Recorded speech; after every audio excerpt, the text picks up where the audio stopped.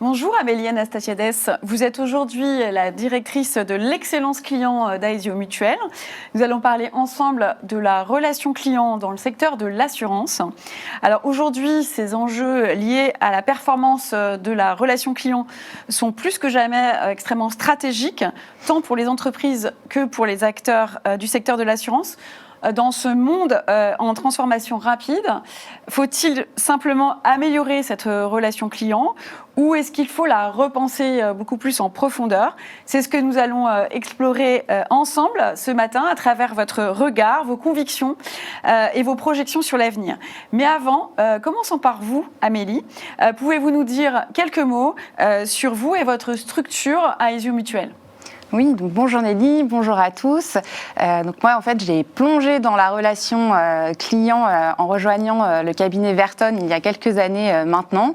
Et puis, j'ai eu l'opportunité ensuite de travailler chez voyagesncf.com, chez Direct Assurance. Et puis, depuis 3 ans, donc chez Aesio Mutuel, j'ai en charge la direction de l'excellence client. Qu'est-ce qui se cache derrière l'excellence client chez Aesio Mutuel? Eh bien, c'est l'ensemble des services de relations clients à distance qui opèrent sur l'après-vente, mais également les équipes qui ont en charge la voix du client, la data client, la connaissance client. Nos équipes qui transforment nos parcours clients, qui accélèrent sur le digital. Et enfin, des équipes qui nous aident à transformer le métier de la relation client à travers des projets opérationnels structurants. Aesio Mutuel, donc c'est la 3e mutuelle santé en France. On est très positionné sur la santé, la prévoyance, mais on distribue également d'autres produits. On assure 2,3 millions d'adhérents. Et ce qui est particulier chez Aesio Mutuel, c'est qu'on a un écosystème relation client extrêmement riche puisque nous avons 260 agences implantées sur l'ensemble du territoire français. Nous avons également des commerciaux debout. Et puis également, évidemment, tous nos équipes de gestionnaires qui, parfois, on peut avoir le sentiment qu'ils sont en coulisses, mais en fait, sont des parties prenantes de notre promesse client. Alors Amélie, merci beaucoup pour ce périmètre d'Aesio, c'est extrêmement intéressant. Si on doit se focaliser sur, pour vous, les 3 piliers de cette relation client dans l'assurance, et si on se dit aujourd'hui, quels sont-ils ? Alors aujourd'hui, je dirais que le premier enjeu, c'est vraiment d'affirmer notre positionnement customer-centrique. Je pense qu'on est encore un peu parfois trop process-centrique. Et comment ça s'explique? Enfin, en l'occurrence, chez Aesio, c'est qu'on a un legacy extrêmement important. Un legacy de systèmes d'information, un legacy de méthodologie de travail issu de multiples fusions. Et donc, quand on se dit réaffirmer notre volonté d'être customer-centrique, qu'est-ce que ça veut dire? Ça veut dire tout le temps penser à la place du client avant de démarrer quelconque projet. Ça veut dire être connecté à nos adhérents, comprendre ce qu'ils pensent de nous, ce qu'ils veulent. Ça veut dire aussi les rendre partie prenante de la construction de nos parcours clients en les faisant tester des parcours, par exemple. Et puis, ça veut dire aussi retravailler nos méthodologies de travail, désiloter, parce que finalement, il n'y a rien de plus transverse que le client et que le souci du client. Donc être customer-centric, c'est un premier pilier? C'est un premier pilier. Le deuxième, je dirais que c'est celui de prendre le virage de la relation client du B2B. Aujourd'hui, on est extrêmement mature sur le marché de l'individuel. Toutefois, nos entreprises, elles aussi, elles ont un niveau d'exigence qui ne cesse d'augmenter. Et il ne faut pas qu'on passe à côté de ce niveau d'exigence. Les entreprises aussi, elles veulent que les choses aillent vite, que les choses soient simples, instantanées, et qu'en même temps, nous soyons très experts. Donc, quand on prend l'ensemble de ces exigences, eh bien ça aussi, ça nous challenge au quotidien aujourd'hui. Et puis enfin, je pense qu'on ne peut pas parler de relation client sans parler d'intelligence artificielle générative. Mais ce que je constate finalement, c'est que depuis qu'on parle d'intelligence artificielle, on n'a jamais aussi autant parlé d'humain. Et ça, j'y vois quelque chose d'extrêmement rassurant, encore plus dans nos métiers, où finalement notre vocation première, c'est celle de protéger, c'est d'accompagner nos adhérents dans des moments délicats. Et en fait, cette sensibilité, ce climat de confiance, il est à la main de l'humain. Et finalement, l'IA, elle va être là pour augmenter nos équipes, pour optimiser leurs conditions de travail, mais c'est bien l'empathie et l'émotion qui seront garants de la satisfaction client. Donc c'est bien cette espèce d'équilibre entre l'IA et l'humain. Et si, donc ça c'est pour aujourd'hui, et si on se projette, 2030, ça évolue comment, ces piliers de la relation? C'est la même chose, c'est d'autres choses en plus? En tous les cas, je dirais que la première chose, ça va être de continuer à accélérer sur la qualité de parcours client qui sont impeccables de bout en bout. Je vous l'ai dit, l'écosystème, en tous les cas de la relation client chez Aesio Mutuel, il est riche du physique, du téléphone, du digital. Et nos clients, ils nous demandent des parcours sans rupture, sans effort sur l'ensemble de l'écosystème. Et puis, dans un métier aussi qui se transforme, où on travaille avec de plus en plus de partenaires, il faut évidemment que nos parcours clients ils soient totalement intégrés. Et ça, c'est des longues discussions aussi avec nos équipes techniques généralement pour ne pas rater le virage de l'APIsation. Ensuite, je dirais que comme autre enjeu à horizon 2030, c'est la nécessité de se positionner pas seulement comme un fournisseur de remboursement. Ce n'est pas aujourd'hui ce que nos clients attendent de nous. Il faut qu'on se positionne comme un partenaire de vie, qu'on soit présent sur des sujets de prévention et qu'on continue à rendre nos adhérents acteurs de leur santé. Très clair. Vous avez parlé comme pilier d'être customer-centric. Justement, si on focalise sur les attentes et les comportements des clients, parce que ça part de là quand même. C'est ça. Quelles sont pour vous en fait ces nouvelles attentes et comportements des clients? Alors, souvent, quand on me pose cette question, la première pensée que j'ai, elle va vers Thierry Spencer qui disait il y a quelques années, le client est un collectionneur d'expériences.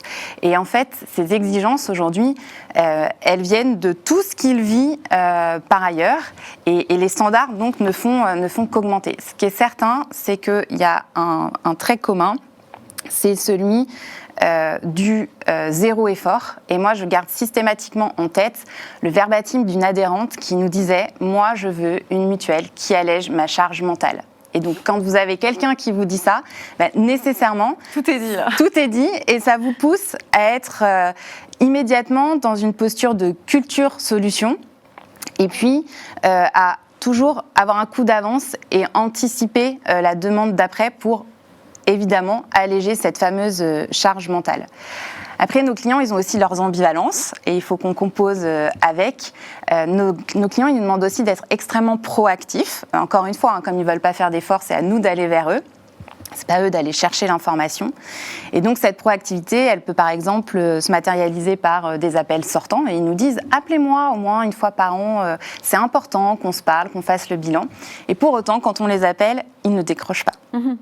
Et donc ça, c'est pareil, ça nous challenge pour aller trouver d'autres moyens de contact, proposer du rendez-vous en ligne par exemple, pour maintenir ce lien dont ils ont besoin. Et justement, tout à l'heure, Amélie, vous parliez d'un point, c'est vos clients, il y a aussi les évolutions sur les clients entreprises. Est-ce qu'en termes d'attente, il y a des choses qui bougent aussi là-dessus? Oui, parce que finalement, nos entreprises, là encore, leurs exigences, elles viennent de ce qu'elles expérimentent, elles, à titre aussi individuel. Donc, une entreprise, maintenant, elle ne comprend pas non plus pourquoi les choses ne sont pas simples, rapides, fluides. Donc ça, elle nous challenge beaucoup là-dessus. Et par ailleurs, elles sont aussi très à cheval sur l'expertise. Donc ça, c'est quelque chose qui change aussi. Dans votre approche un peu plus globale de la relation client, en termes de moyens, de ressources, d'affectation de temps, est-ce que vous privilégiez plutôt la partie acquisition de vos nouveaux clients, que ce soit client final ou client entreprise, ou est-ce que c'est plutôt la fidélisation et comment vous faites tout ça? Alors évidemment, l'un ne va pas sans l'autre, puisque notre objectif ultime, c'est d'avoir un apport net positif.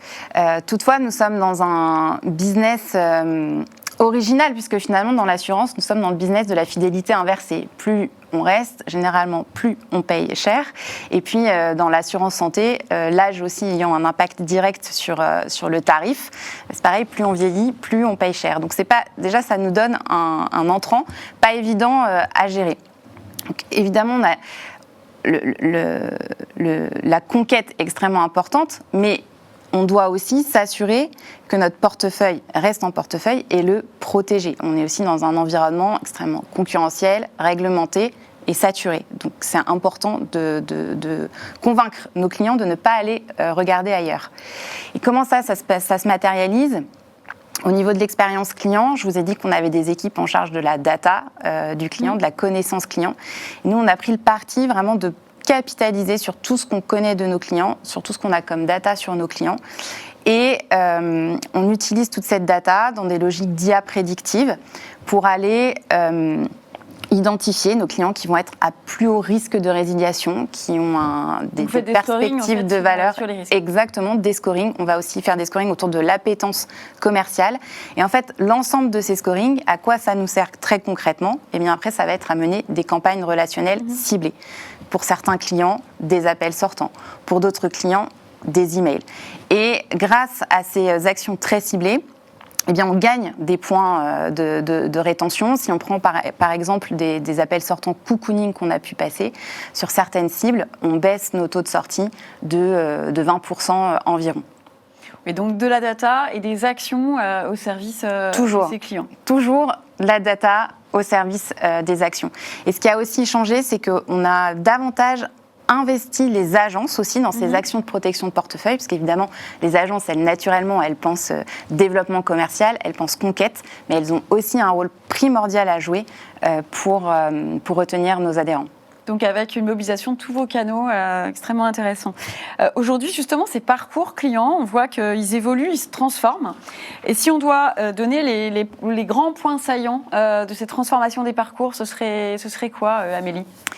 Alors, avant de parler de transformer, je pense que ce qui est important déjà, c'est d'être connecté au parcours et d'écouter la voix de nos clients. Et nous, on a beaucoup travaillé sur la mise en place d'un dispositif de mesure à la fois extrêmement robuste et complémentaire, avec différentes typologies de mesure de la satisfaction client et de recueil de la voix du client, à chaud, à froid, post-contact. Et on suit ça d'extrêmement près parce que c'est indispensable d'ancrer de toute façon toute évolution de parcours dans une réalité client et dans une réalité opérationnelle.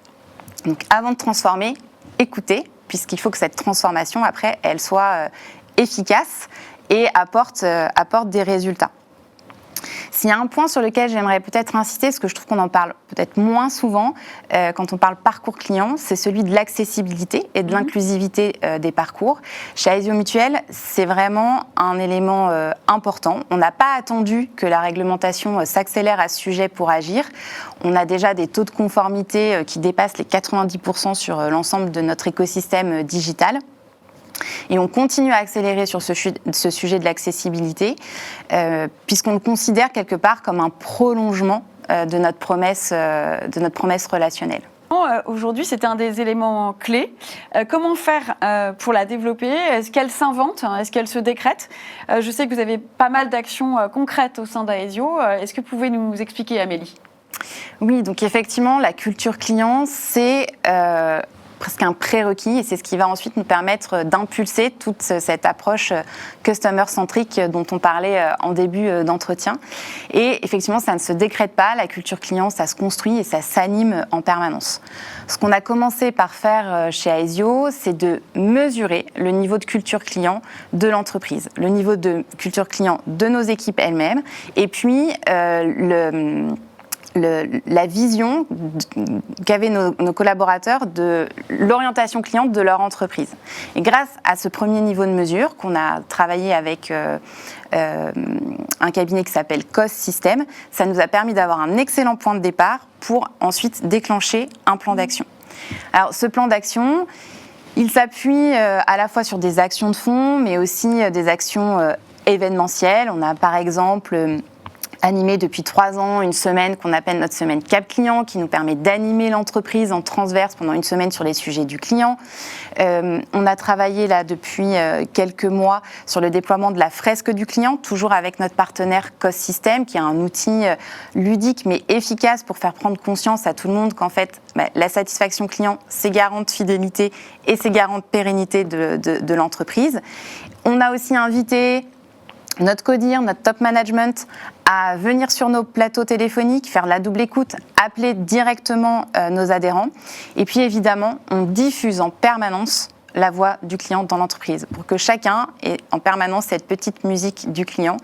On fait que le client le rappelle à l'ordre quelque part avant qu'il prenne une décision. Ouais, donc vous infusez vraiment cette voix du client. Exactement, avec cette conviction profonde, on est tous acteurs de l'expérience client. Alors, si on reprend un élément qui est aussi important, quelle est votre vision en fait, sur l'évolution de la répartition des rôles entre ce qu'on appelle le front office, le middle office quand il y en a, et le back office? Est-ce que le back office, c'est l'endroit, le lieu de la relation qui est le plus important? Enfin, quelle est votre vision, Amélie? Alors, si on reprend cette exigence du zéro effort et cette exigence de parcours sans rupture, évidemment, ça nous interroge sur nos différents silos qui composent la relation client. Nous, ce qu'on a décidé de faire dans un premier temps, c'est de s'intéresser aux conseillers à distance du front office pour le rendre davantage polyvalent et donc éviter l'effet de « ah non, désolé, ça, je ne peux pas le faire, mais en revanche, je vais demander à mon collègue de le faire a posteriori ». Parce que ce qui nous anime, c'est de pouvoir traiter un maximum de demandes en un temps. Donc, nos conseillers du front office, on les a formés sur un certain nombre d'actes de gestion où maintenant, ils sont autonomes et responsables. Et cette stratégie, elle a été vraiment aussi travaillée en co-construction avec nos équipes. Ça, c'est aussi extrêmement important de se dire qu'on travaille directement avec nos équipes opérationnelles qui sont les meilleures sachantes. Donc vous co-construisez cette relation, c'est extrêmement important. On a parlé tout à l'heure de mesures de la relation client, de la satisfaction, des performances. Pensez-vous que ces mesures, donc, comme le NPS par exemple, doivent évoluer, se transformer? Et comment? Est-ce qu'on doit utiliser de nouveaux outils? Est-ce qu'on doit repenser ces méthodologies? Comment vous voyez les choses, Amélie? Alors effectivement, comme beaucoup d'autres, je pense assureurs de la place, nous avons un nombre incalculable d'indicateurs, NPS, la CSAT, le Customer Effort Score. Donc tous ces indicateurs sont indispensables, complémentaires. Je vous parlais tout à l'heure de notre conseiller augmenté plus polyvalent pour traiter davantage d'actes en une fois. On a aussi déployé cet indicateur traitement en un temps pour justement pouvoir mesurer l'efficacité de nos interactions. Et ça vient compléter cet éclairage qualitatif. On travaille aussi, grâce à l'IA, toujours sur l'analyse de nos verbatims. Aujourd'hui, des verbatims, on en collecte beaucoup sur les réseaux sociaux, évidemment, mais aussi dans nos baromètres. Et l'IA vient nous aider à traiter l'ensemble du volume. Il nous permet aussi une analyse avec un caractère plus émotionnel. Ce qui est certain, c'est qu'il va falloir s'interroger sur ces dispositifs parce qu'aujourd'hui, les taux de retour, ils deviennent... Ils sont en train de diminuer. Voilà, donc on est un petit peu fébrile quand on doit les mesurer. Et là encore, je pense que l'IA va nous permettre d'accélérer sur ces sujets, notamment avec tout ce qu'on voit en termes de déploiement sur le speech-to-text en temps réel. Donc ça va bouger sur la mesure. Alors, un dernier point important, vous avez plein de bonnes pratiques extrêmement concrètes en matière de relations clients que vous avez mises en œuvre récemment. Si vous deviez m'en choisir une et me la présenter, ce serait laquelle? Alors nous, on a eu un fort enjeu sur la qualité de nos écrits. Aujourd'hui, on a plutôt une tendance baissière sur notre canal téléphonique, mais en revanche, notre canal email prend de l'ampleur. Et on a pu se rendre compte qu'on n'était pas toujours à la hauteur, tant sur des sujets de syntaxe, d'orthographe que de formulation. Quand on est assureur, on a plutôt tendance à écrire de manière très administrative, pas toujours chaleureuse. Et donc là aussi, on a fait appel à la nouvelle technologie grâce à un Deskia, qui est un module de correction d'orthographe et de reformulation des écrits. Et là, ça vient directement aider nos équipes. Les conseillers à réécrire, à formuler, ça leur gagne du temps. Oui, ça fait gagner du temps. Ça donne à la fin des écrits, parce qu'on ne voulait pas non plus standardiser nos écrits. Donc finalement, on maintient aussi... Oui, ça laisse une liberté. Exactement, de la liberté. Et ça laisse la personnalité de nos équipes. Et cet outil technologique, on a voulu aussi l'accompagner d'une formation en orthographe certifiante. C'était aussi pour nous important de faire monter nos équipes en compétences sur ce sujet. Ce n'est pas un sujet toujours simple à aborder. Mais encore une fois, comme on a proposé à nos équipes de participer, de choisir l'outil avec lequel elles allaient travailler, nécessairement, on a un niveau d'adhésion qui est le bon. Oui, ce que vous disiez tout à l'heure, la nécessité de faire participer, d'être dans une démarche où lorsqu'ils choisissent un outil, les conseillers vont plus l'utiliser parce qu'ils l'ont choisi et ils ont contribué à ce choix. Et donc ça fait que collaboratif. Ouais, et depuis qu'on l'a installé, on a, je crois, corrigé quasiment 7 millions de mots. 7 millions de mots ont été soumis au correcteur. On en a corrigé à peu près 50 000 et on a un très bon taux d'adhésion. Et en plus, l'outil fait déjà loup puisque voilà, on est en train de le déployer sur d'autres équipes au sein de l'entreprise. Alors, merci beaucoup, Amélie Anastasiades. Je rappelle que vous êtes la directrice de l'excellence client d'Aesio Mutuel. Ça s'appelle Excellence Client. Merci vraiment d'avoir livré votre vision avec clarté, vos convictions. C'était vraiment très intéressant. Et nous avons vraiment été très heureux d'avoir votre témoignage. À bientôt. Merci à vous. À bientôt.